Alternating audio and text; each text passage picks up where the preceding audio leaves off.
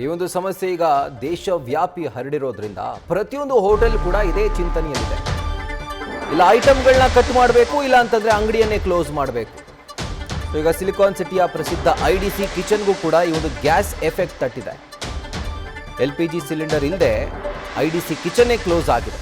ಗಾಂಧಿನಗರದ outlet close ಆಗಿದೆ ಅಂತ ಹೇಳಿ ಬೋರ್ಡನ್ನು ಈಗಾಗಲೇ ಅಳವಡಿಕೆ ಮಾಡಲಾಗಿದೆ. ಸೊ ಯಾರೆಲ್ಲ ಗ್ರಾಹಕರು ತಮ್ಮ ಫೇವ್ರೆಟ್ ಹೋಟೆಲ್ ಇದು, ಫೇವ್ರೆಟ್ ಇಡ್ಲಿ ದೋಸೆ ಸಿಗುತ್ತೆ ಅಂತ ಹೇಳಿ ಬರ್ತಾರೋ, ಸೊ ಅವ್ರಿಗೆ ಕಾಣಿಸ್ತಿರುವಂಥದ್ದು ನೋ ಸ್ಟಾಕ್ ಬೋರ್ಡ್ ಅಥವಾ ಕ್ಲೋಸ್ ಆಗಿದೆ ಅನ್ನುವಂಥ ಬೋರ್ಡ್.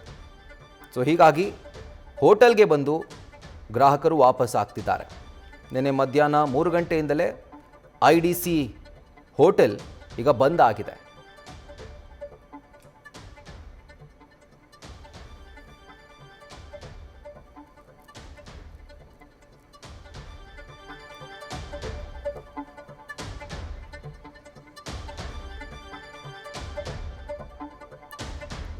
ಸೊ ಇದರ ಕುರಿತಾಗಿ ಡೀಟೇಲ್ಸ್ ಅನ್ನ ಕೊಡ್ತಾ ಹೋಗ್ತಾರೆ ನಮ್ಮ ಕರೆಸ್ಪಾಂಡೆಂಟ್ ಸವಿತಾ. ಈಗ ಲೈವ್ ನಲ್ಲಿ ಜಾಯಿನ್ ಆಗ್ತಾ ಇದ್ದಾರೆ ಆ ಒಂದು ಹೋಟೆಲ್ನ ಮುಂಭಾಗದಿಂದ. ಸವಿತಾ, ಈಗ IDC ಅನ್ನುವಂಥದ್ದು ಇಡ್ಲಿ ದೋಸೆ ಕಾಫಿ ಹೆಸರಲ್ಲೇ ಇರೋ ಥರ, ಬಟ್ ಈಗ ಆ 3 ಐಟಮು ಅಲ್ಲಿ ಸಿಗದೆ ಹೋಟೆಲ್ಲೇ ಕ್ಲೋಸ್ ಆಗಿದೆ. ಪಾಪ ಇದನ್ನು ನಂಬ್ಕೊಂಡು ಬರುವಂತಹ ಗ್ರಾಹಕರ ಪಾಡೇನು ಅಂತ.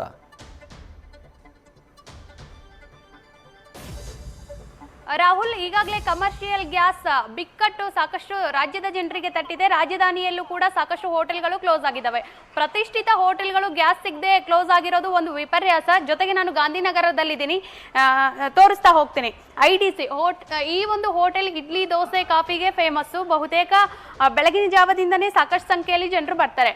ಸೊ ಇಂದಿನಿಂದ ಈ ಹೋಟೆಲ್ ಕ್ಲೋಸ್ ಆಗಿದೆ. ಅಂದ್ರೆ ಗ್ಯಾಸ್ ಸಪ್ಲೈ ಆಗದೆ ಇರೋ ಕಾರಣದಿಂದ, ಕಮರ್ಷಿಯಲ್ ಗ್ಯಾಸ್ ಸಿಗದೆ ಇರೋ ಕಾರಣದಿಂದಾಗಿ ಕ್ಲೋಸ್ ಮಾಡಲಾಗಿದೆ. ಒಂದು ಸೂಚನಾ ಫಲಕವನ್ನ ಕೂಡ ಗ್ರಾಹಕರಿಗೆ ಗೊತ್ತಾಗ್ಲಿ ಅಂತ ಹಾಕಿದ್ದಾರೆ. ಅನಿಲ ಪೂರೈಕೆಯಲ್ಲಿ ಸಮಸ್ಯೆಗಳಿಂದಾಗಿ ಮುಂದಿನ ಸೂಚನೆ ಬರೋವರೆಗೂ ಈ ಒಂದು ಔಟ್ಲೆಟ್ ಮುಚ್ಚಲಾಗತ್ತಂತ. ಸೊ ಬೆಳಗಿನಿಂದ ನಾನು ಇಲ್ಲೇ ಇದ್ದೀನಿ. ಸಾಕಷ್ಟು ಸಂಖ್ಯೆಯಲ್ಲಿ ಗ್ರಾಹಕರು ಬಂದು ವಾಪಸ್ ಆಗ್ತಾ ಇದ್ದಾರೆ. ಅಂದ್ರೆ ಇಲ್ಲಿ ಪ್ರಮುಖವಾಗಿ ಇಡ್ಲಿ ದೋಸೆ ಕಾಫಿಯನ್ನ ಸವಿಲೇಬೇಕು ಅಂತ ಬರ್ತಾ ಇದ್ದಾರೆ. ಸೊ ಒಂದಿಷ್ಟು ಗ್ರಾಹಕರಿದ್ದಾರೆ, ಅವರನ್ನು ಮಾತಾಡಿಸ್ತಾ ಹೋಗ್ತೀನಿ. ಸರ್, ಇವತ್ತು ಹೋಟೆಲ್ ಕ್ಲೋಸ್ ಆಗಿದೆ, ಹೋಟೆಲ್ಗಂತಾನೆ ಬಂದಿದ್ರ ಹೆಂಗೆ? ಹೋಟೆಲ್ಗಂತ ಬಂದಿದ್ವಿ ಮೇಡಮ್. ಹೋಟೆಲ್ಗಳು ಇಲ್ಲ, ದೊಡ್ಡ ದೊಡ್ಡ ಹೋಟೆಲ್ ಎಲ್ಲ ಬಂದ್ ಆಗಿದೆ. ಒಳ್ಳೆ ಊಟ ಟಿಫನ್ ಇಲ್ಲ, ಇದಿಲ್ಲ ಸರ್, ಟೀ ಇಲ್ಲ, ಕಾಫಿ ಇಲ್ಲ, ಎಲ್ಲ ಪ್ರಾಬ್ಲಮ್ ಆಗಿದೆ. ಯಾವಾಗ ಇದು ಬಗೆಹರಿತಿದೆ ಗೊತ್ತಿಲ್ಲ. ಹಿಂಗಾದ್ರೆ ಹೆಂಗೆ ನಾವು ಹೊರಗಡೆಯಿಂದ ಬಂದ ಜನಗಳಿಗೆ ಬಹಳ ತೊಂದರೆ ಆಗಿದೆ. ಏನಾದರೂ ಮಾಡಿ ಇದು ಮಾಡಿ ದೊಡ್ಡ ದೊಡ್ಡ ಹೋಟ್ಲೆಲ್ಲ ಪಾಪ ಅವ್ರು ಬಂಡವಾಳ ಹಾಕಿ ಅವರು ಪಾಪ ಬಂದಾಗಿದೆ. ಅವ್ರ ಪರಿಸ್ಥಿತಿ ಅವ್ರಿಗೆ, ನಮ್ಮ ಪರಿಸ್ಥಿತಿ ಅಲ್ಲಿ ಏನು ಟೀ ಕಾಫಿನೂ ಸಿಗ್ತಾ ಇಲ್ಲ.